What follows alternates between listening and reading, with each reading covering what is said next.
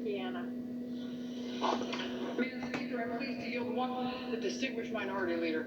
Gentleman's recognized for 1 minute. Thank you, Madam Speaker. Shut It's an old definition of abuse of power. Rules for thee, but not for me. That's exactly what's happening here today. House Democrats preparing once again to break another president of the United States House of Representatives. It's an open secret that the American people are facing substantial challenges today. Many of these challenges are Washington-inflicted of one-party rule caused by a Biden administration incompetence and radicalism. Absolute chaos on the southern border. Out-of-control crime. Record-breaking gas prices and inflation. A broken supply chain. A historic labor shortage. A failing education system. And of course, the humiliating surrender in Afghanistan. Will this Congress be remembered as a Congress that addressed those serious challenges? Not a chance. Instead, I believe this Congress will go down in history as the broken Congress.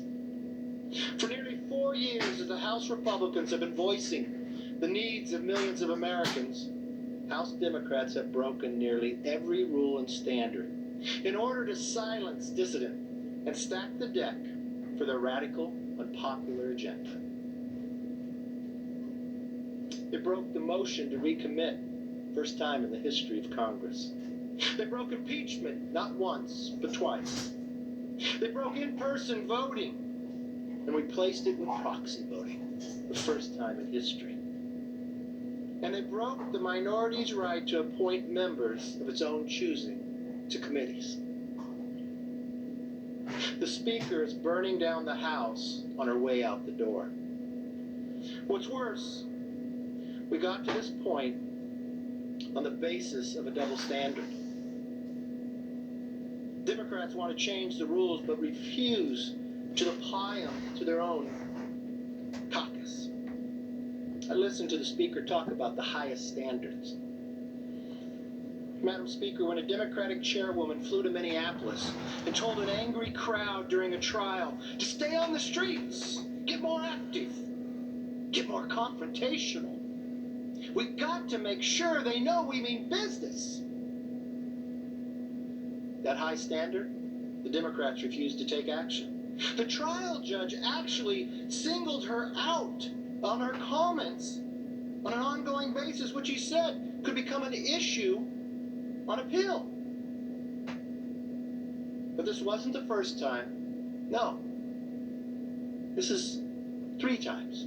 At a rally in Los Angeles, that same chairwoman, she told a mob, if you see anyone from that cabinet in a restaurant, in a department store, at a gasoline station, you get out and you create a crowd. And you push back on them. And you tell them that they're not welcome anymore, anywhere. She later defended that comment in another speech in L.A., saying, the same chairwoman of the high standards, I did not threaten Trump, constituents, and supporters. I do that all the time. But I didn't do it that time. This side of the aisle didn't ask that chairwoman to lose her committee. We simply asked for an apology.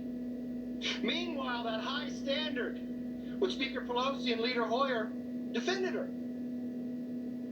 When asked about her Minneapolis comments, Leader Hoyer described her as passionate. She believes in her issues. She believes you should get in your faces. And Speaker Pelosi? Oh, what did she do with that high standard? She compared her comments in Minneapolis to Dr. King's civil rights movement. You see? Why would they do that? Rules for thee, but not for me. Just this month, the dossier's principal source was arrested by a special counsel Durham for lying to the FBI.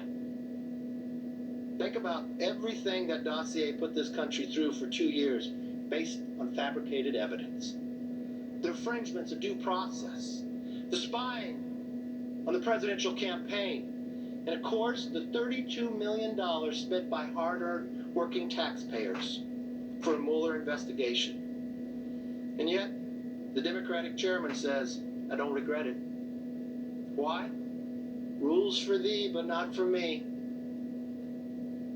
When the Speaker of the House, on this very floor, engaged in personalities, the floor shut down for 3 hours because no one wanted to take to the top.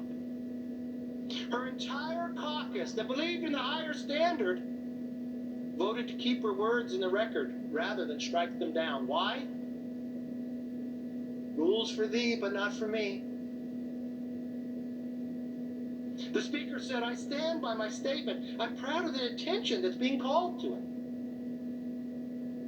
Never happened before in the history of this body. Why?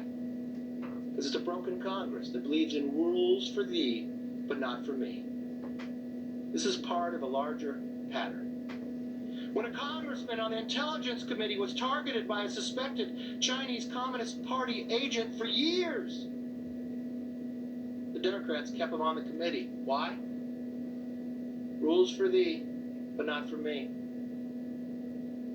When a Democrat congresswoman said Israel was hypnotized the world, that supporting Israel is all about the Benjamins, and that 9/11 was, some people did something, the Democrats actually defended her. Why? Rules for thee, but not for me. And when a member of the Democratic leadership tweeted a week ago, lock up Kyle Rittenhouse and throw away the key, in an attempt to sway an ongoing trial, the Democrats said nothing. Why? Rules for thee, but not for me. Let me be clear. I do not condone violence, and Representative Gosar had echoed that sentiment. The video was deleted,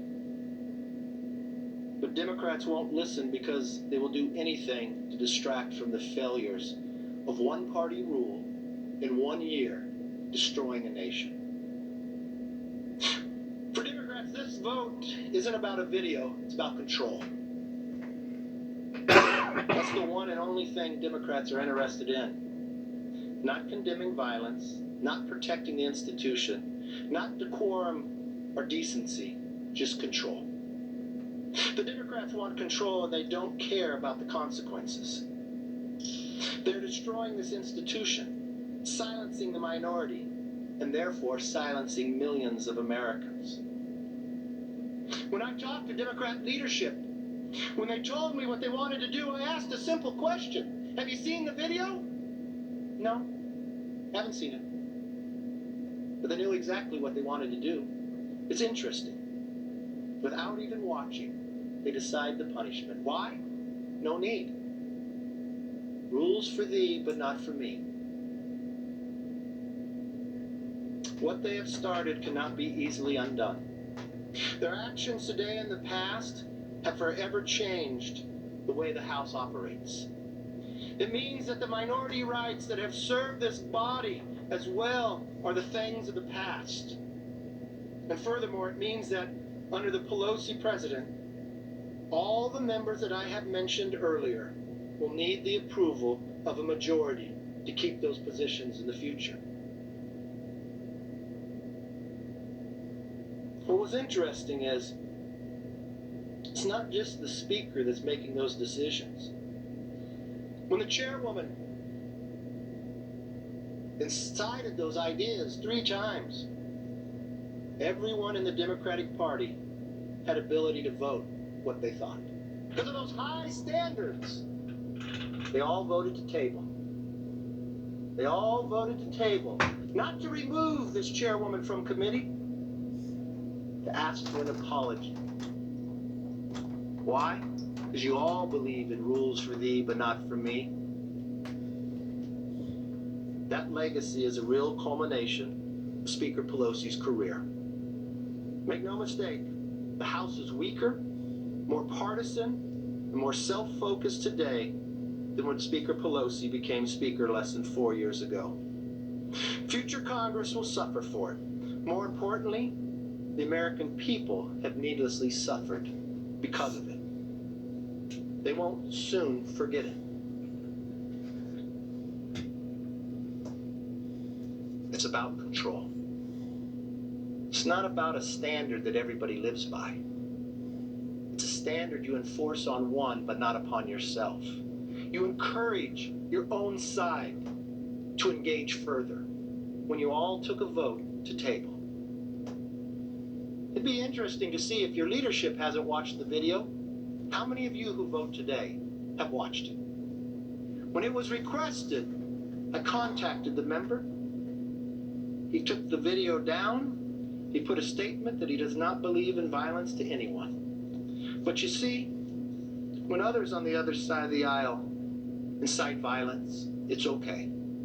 Because it's rules for these, but not for me. Unfortunately, this body has suffered greatly. And a new standard will continue to be applied in the future. I yield back. Members are admonished to address their comments to the chair. The chair will recognize the gentleman from